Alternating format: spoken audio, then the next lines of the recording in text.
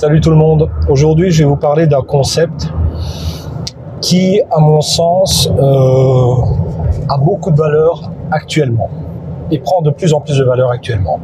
C'est le concept de fragilité, de résilience et d'antifragilité.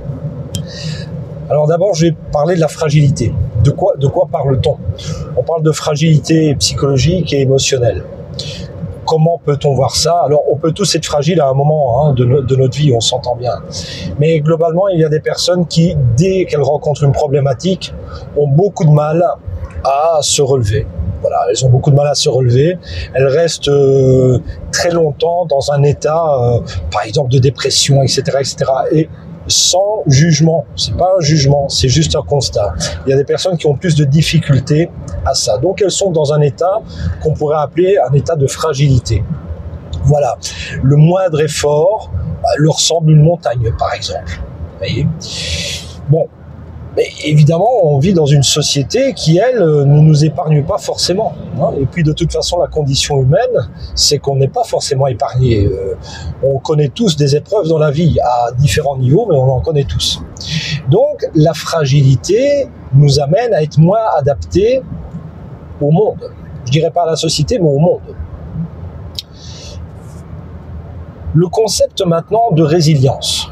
Le concept de résilience, c'est justement d'apprendre à pouvoir s'adapter à des situations, même des situations difficiles, mais pouvoir s'adapter à des situations. Donc cette résilience, c'est un peu cette capacité d'adaptation que nous pouvons développer.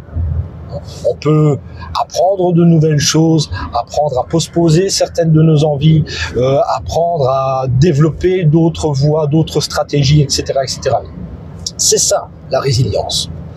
Bon, maintenant, le petit problème, c'est que parfois, non plus, je ne parle plus du monde, mais maintenant de la société, parfois, il y a des concepts de société où on se demande réellement si on doit s'y adapter. Parce que les concepts de base ne sont peut-être pas bons. Donc, voilà. Mais, en tout cas, la résilience fait partie, pour pouvoir survivre, devrait faire partie de notre registre d'adaptation, si vous voulez. Et maintenant, il y a un autre phénomène qui devient de plus en plus fort, qui est le concept d'antifragilité. Donc, vous aviez d'un côté du prisme la fragilité, et maintenant l'antifragilité.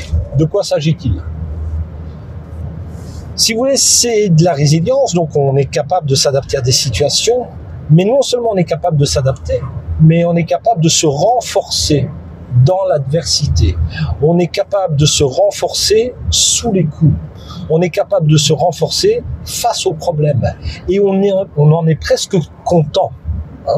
Je reprendrai une petite phrase, c'était une phrase d'un ancien président Sarkozy, qui disait « Je me suis forgé dans la frustration ». Ça illustre un peu cette tendance d'antifragilité. Alors, comment peut-on faire pour être antifragile, pour développer cette antifragilité? Eh bien, paradoxalement, il y a quelque chose que nous devons faire qui n'est pas, que nous devrions faire, qui n'est pas forcément politiquement correct. Voilà. Et c'est là où le bas blesse. Et c'est là aussi où mes propositions de coaching sont différentes, souvent de ce qui est communément admis. Alors, qu'est-ce qui est communément admis? On a une tendance actuellement à aller vers le positivisme absolu. Par exemple, on vous dira, vous ne pouvez plus vous mettre en colère. Vous ne devez pas être en colère. C'est pas bien. Vous ne devez pas être ceci, vous ne devez pas être cela.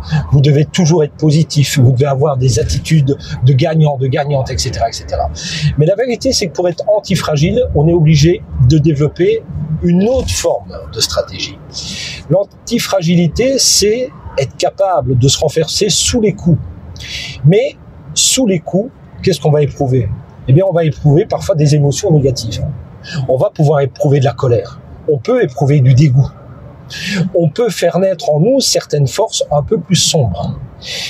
Développer l'antifragilité, c'est accepter cette partie un peu plus sombre en nous et accepter qu'on puisse avoir ce type d'émotions en nous et savoir que si elles sont bien maîtrisées, elles peuvent aussi nous servir justement à nous sortir de situations qui peuvent être très difficiles. Donc, quand j'entends les gens se dire il ne faut jamais être en colère, je vous dirais celui qui ne se met jamais en colère n'est pas humain. Ce n'est pas humain, c'est se prendre pour le Christ et croire qu'on va marcher à 30 cm de l'eau. C'est du grand n'importe quoi. Le concept de l'antifragilité, c'est justement accepter sa partie ombre, pouvoir prendre ces paradoxes et en faire des forces.